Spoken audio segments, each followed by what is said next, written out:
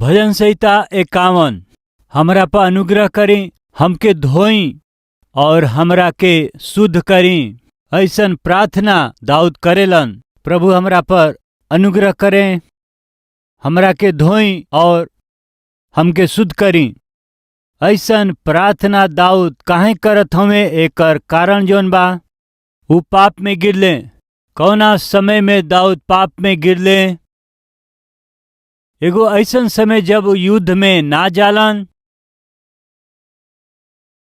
सब ठीक बा, सब आराम से हो जाए विचार अइला से दाऊद का शासन काफी स्थिरता से चलत रहे। वही समय में जब उनकर शासन बहुत ही अच्छा दिशा में रहे, वही समय जब उनकर शासन के कोनो विरोध ना रहे, तब जब उनके युद्ध में जाके भाग लेला के जरूरत महसूस ना भइल, तब ऊ पाप में गिरले। भाई और बहन लोग, गौर से बात के सुनी जा। एगो स्थिरता के जीवन अनुभव करे वाला व्यक्ति के काफी आनंदित करेला, बाकी आत्मिक रूप से यदि सावधान ना रही जाता, ऊ स्थिरता के जीवन रउआ के परेशानी में डाल दे। ऊ स्थिरता के जीवन रउआ के खतरा में डाल सकेला। का समझत हई? हर एक के इच्छा होखेला कि उनकर जीवन स्थिर होखे, नौकरी में स्थिरता होखे, व्यापार में स्थिरता होखे, परिवार में स्थिरता होखे, जीवन में स्थिरता होखे, आर्थिक रूप से स्थिर रही।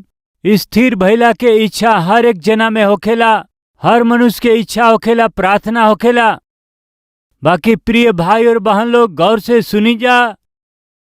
हमहन के स्थिर भइला के इच्छा प्रार्थना कईल अच्छा हुए, बाकी स्थिर भइला के बाद में का हो सकेला?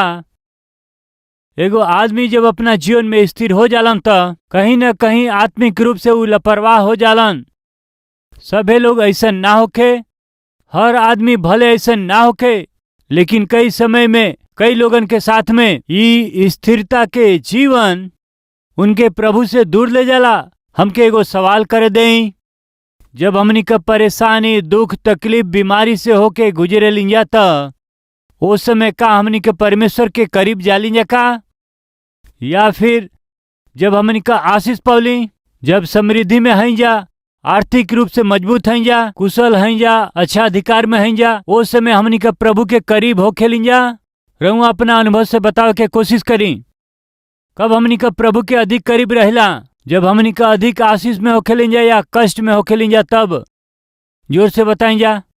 राइट। रहुआ सगरी लोग एगो कॉमन जवाब के दिहली, जब हमनी का परेशानी में होके लिंजा, प्रभु के करीब होके लिंजा। परेशानी के जैला के बाद का होला? हमनी का सब लोग सहमत होके कि परेशानी प्रभु के करीब लेके जाले। राइट। परेशानी खत्म भइला के बाद सुनी जा एगो नमूना। एगो पति और पत्नी जात हवन जा, मौसम थोड़ा खराब रहे तो पति थोड़ा याद करके एगो छाता अपना साथ ले लेलन। साधारण रूप से जब पति पत्नी साथ होलन, पति 10 कदम आगे चली हैं, पत्नी पीछे रही हैं। पत्नी कहीं साथ में ना आ जाओ, ऐसे आगे आगे भागत रहलन। पत्नी कहली जरा धीरे चल, हम आवत हई ना, बाकी फिर भी पति भागत रहलन। लेकिन जरा सोची, यदि अचानक बारिश आ जाता, अनुमान लगाई कि पति का करिए, छाता के खोलेलन। पत्नी का करेली, वो छाता में नीचे आ जाली। अब बारिश की वजह से का होत हवे? दोनों पास आ जात हवे। अब के उनकरा के पास लेके आयल हवे? का एक दूसरा के प्रति उनकर प्रेम, एक दूसरा के प्रति उनकर इच्छा, या फिर बारिश? बताई। रो में कई लोग ऐसा होखी जे शायद कहत है कि काश ऐसा बारिश होखे। कौना वजह से? कम से कम ऐसे ही हमार पत्नी हमारा करीब आ जाओ, हमार पति थोड़ा हमारा करीब आ जाओ। ध्यान से सुनी जा, वो दोनों के साथ में आइल, उनकर एक दूसरा के प्रति प्रेम ना हवे, वो दोनों के मेल मिलाप ना। वो दोनों साथ कहाँ आइले? परिस्थिति उनके साथ में ले आइल।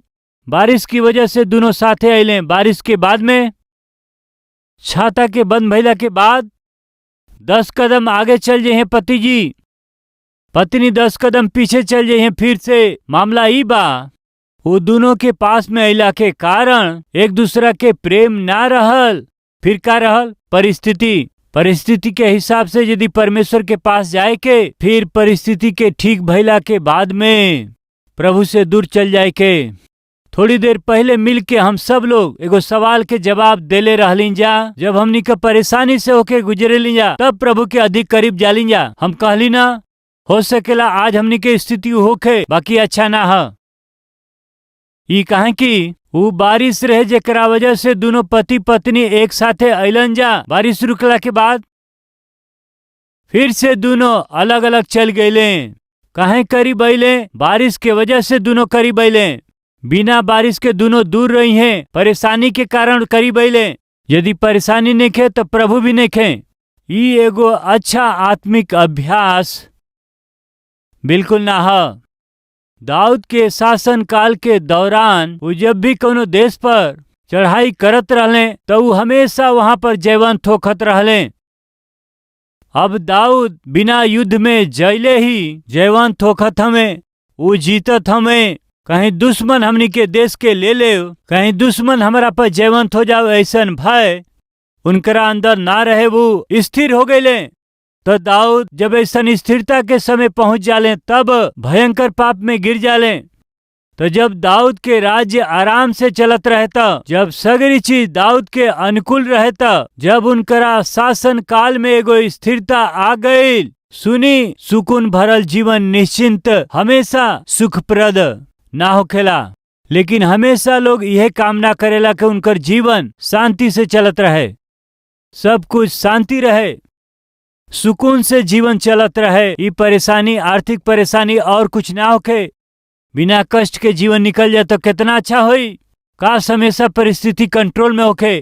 कई बार परमेश्वर से हमनी का यही प्रकार के दुआ करे लिंजा, प्रभु एगो शांति भरल निश्चिंत जीवन हमनी के देई। का कहला?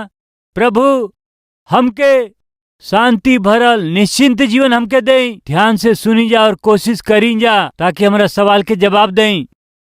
रवा बताएं कि साधारण रूप से कौना रास्ता पर आसानी से गिरे के, समतल रास्ता में या उबड़ खाबड़ रास्ता में? जोर से बोली। आसानी से हम समतल रास्ता में गिरे के या जवन रास्ता उबड़ खाबड़ बाटे ओकरा में हमनी का आसानी से गिरे के?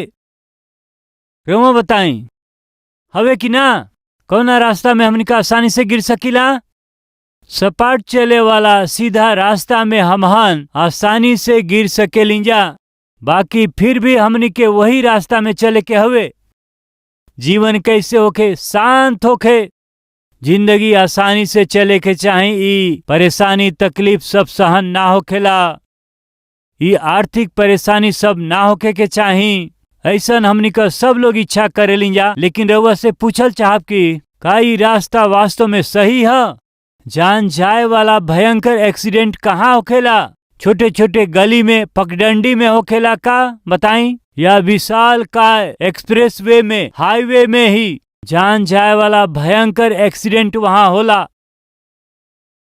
हर रोज हमनी का समाचार पत्र में पढ़े लीजा ORR आउटर रिंग रोड पर यहाँ एक्सीडेंट भइल, वहाँ एक्सीडेंट भइल, वहाँ भइल। कारण का हवे? रास्ता चौड़ा बा, बहुत ही समतल बाटे, कोनो स्पीड ब्रेकर नइखे। साधारणतः ORR पर स्पीड ब्रेकर ना होला, ऐसे खाली बाटे, बहुत ही समतल होखेला, बाकी काफी भयंकर होखेला। उबड़ खाबड़ रास्ता में रहुआ सावधान रहब। बाइक पर जाए तो काफी सावधान रहब, कार में जाए तो धीरे जाए, बहुत सावधान रहब। दुर्घटना कहाँ अधिक होखेला? जहाँ पर रास्ता समतल होखेला, चौड़ा होखेला।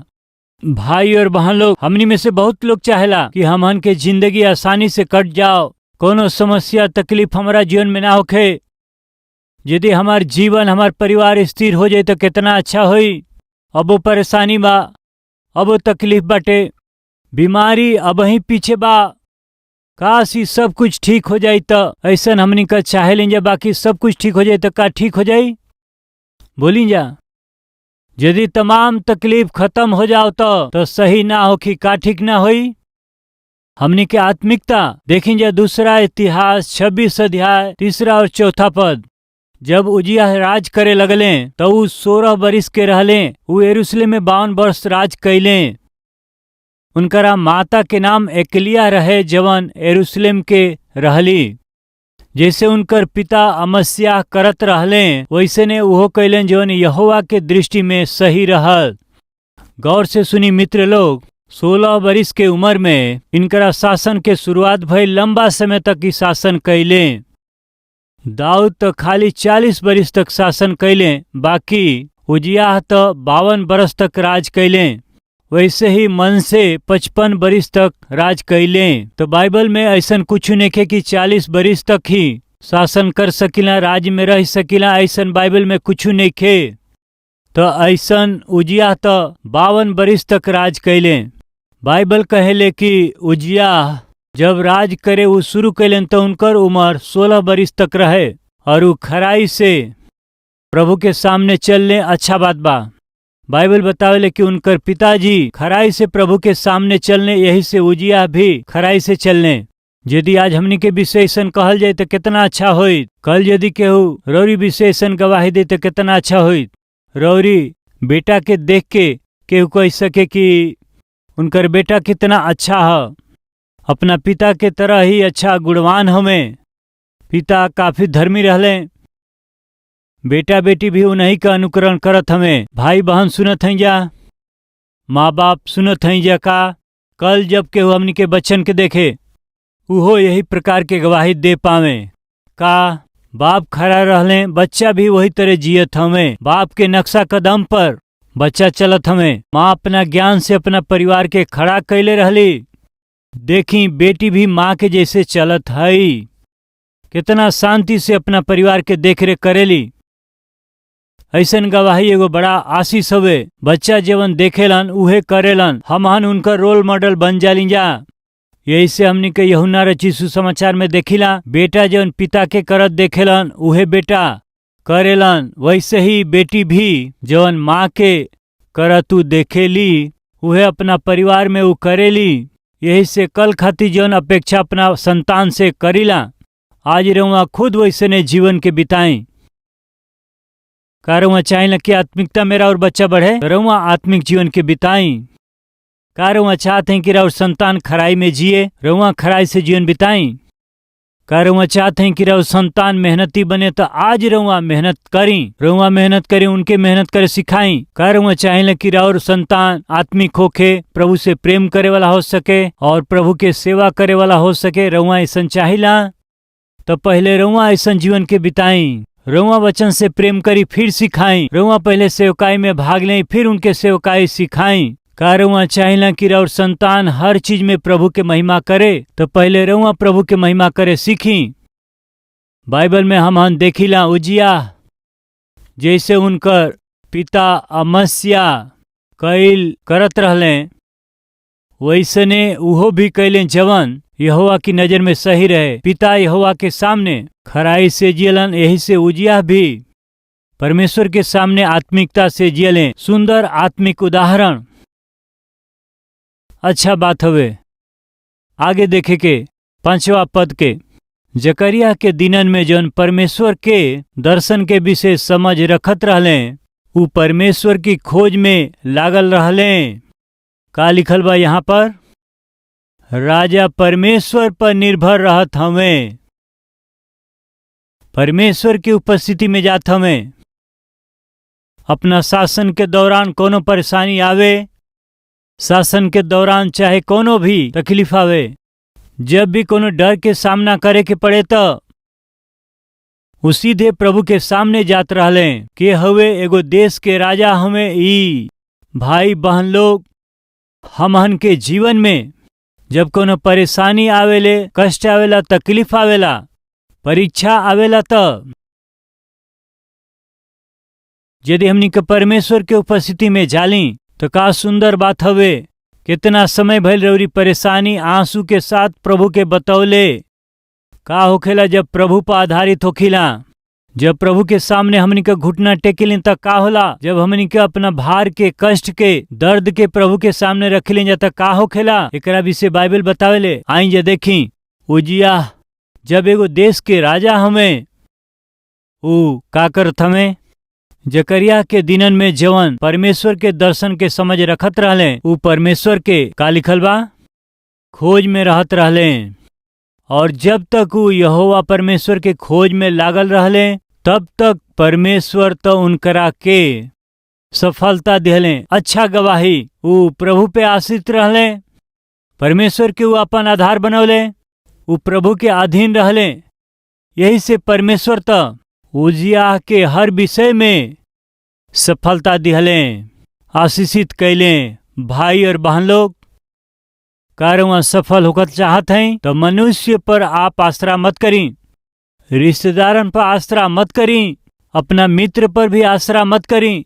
अपना हाथ के उनकरा और मत फैलाएं, तो फिर के करा और हाथ फैलाएं। रउआ से अधिक प्रेम करे वाला प्रभु यीशु की ओर फैलाएं। बहुत उत्तम गवाही। उजिया जब तक ऊ परमेश्वर पर आधारित रहले, जब तक ऊ प्रभु के आधार मान ले, बाइबल बतावेले, तब तक परमेश्वर उनके सफलता दिहले। आगे देखी 15 पद से, फिर ऊ यरूशलेम में गुमट और कंगूरा पर रखे खातिर चतुर पुरुष के निकालल गईल यंत्र भी बनौले, जेकरा जरिए तीर और बढ़हन बढ़हन पत्थर फेंकल जात रहे। उनकर कृति दूर दूर तक फैल गईल, काहे कि उनके अद्भुत मदद यहाँ तक मिलल कि वो सामर्थी हो गईले। अपना शासन काल के दौरान अद्भुत मदद के देखले के उनकरा के अद्भुत सहायता कैल बताई। जो न परमेश्वर के उजिया अपन आधार बनौले, का ऊ अद्भुत सहायता देवे वाला परमेश्वर उहे ना रहले? यह प्रकार के अद्भुत मदद भेजला से वहां का होत हुए बताई जा। उनकर जवन शासन बाटे, राज्य बाटे, ऊ त स्थिर होत बाटे। जब तक उनकर राज्य स्थिर ना भइल रहे, तब तक एगो अद्भुत मदद उनकरा के लगातार मिलत रहे, जेकरा वजह से उनकर कृति दूर दूर तक फैल गई। प्रार्थना से ऊ शुरू कैले, प्रभु पर निर्भर होके शासन के शुरुआत कैले, और अब उनकर राज्य स्थिर भइल बाटे। उनकरा राज्य के, उनके शासन के कृति आसपास के सगरी राज्य में फैल गई, स्थिर भइले। बहुत अच्छा बात है। का आज केहू बाटे जे स्थिर रहला के इच्छा रखत ह? तो फिर सुनी, स्थिर भइल अच्छा बात हवे। बाकी स्थिर भइला के बाद में जवन आशीष रउआ के मिलल बा, ओकरा के आधार बना के, जौन समृद्धि मिलल बा ओके आधार बना के, जौन अधिकार मिलल बा ओके आधार बना के अपन आत्मिकता खोवा देलन। यदि रउआ प्रभु से दूर हो जाली, वो कितना खतरनाक हवे। आई देखी 16वीं आयत में देखी का लिखल हवे। बाकी जब वो सामर्थी हो गए तो उनकर मन फूल गईल और वो बिगड़ करके अपना परमेश्वर यहोवा के विश्वासघात कैले। उनकर मन फूल गईल, वो विश्वासघात कैले। का लिखल बा? काफी खतरनाक। का आत्मिक रहले? बिल्कुल रहले। प्रार्थना करे वाला रहले? हाँ रहले। प्रभु से कनेक्शन रहे। आश्चर्य कर्म के अपना जीवन में देखले, कई बार देखले। का स्थिर भइले? बिल्कुल भइले। स्थिर भइला के बाद का होता? वो घमंड करत हमें, घमंड कैले, विश्वासघात कैले और प्रभु से दूर चल जात हमें, प्रभु से दूर गईले। कितना दुर्भाग्यपूर्ण। यही से भाई और बहन लोग, जब रउआ प्रार्थना करिला, हे प्रभु हमारा जीवन के परेशानी से, दुख से, तकलीफ से, मुसीबत से रउआ बाहर निकालें, स्थिर कर दें, हमारा जीवन में शांति दें, तसल्ली दें, स्थिर कर दें, नम्रता दें, आराम से जीवन चल जाओ, शांति से जीवन चल जाओ, ऐसा जीवन दें। का ऐसा प्रार्थना अच्छा है? पूछत हई। गलत बा ई ना कहब, लेकिन एगो बात सच हवे, अपना स्थिरता के बाद में यदि प्रभु के साथ अपना कनेक्शन के ना बना के रखब तो निश्चय ही रुआ खत्म हो जाए। उजिया का खतरा उठौले, बीमारी की वजह से उमर गईले, जीवन में स्थिरता पावल बुराई ना हुए, बाकी स्थिरता पावला के बाद दूर गई निश्चय खतरनाक हवे। आई जा प्रार्थना करी जा, अपन सिर झुकाई।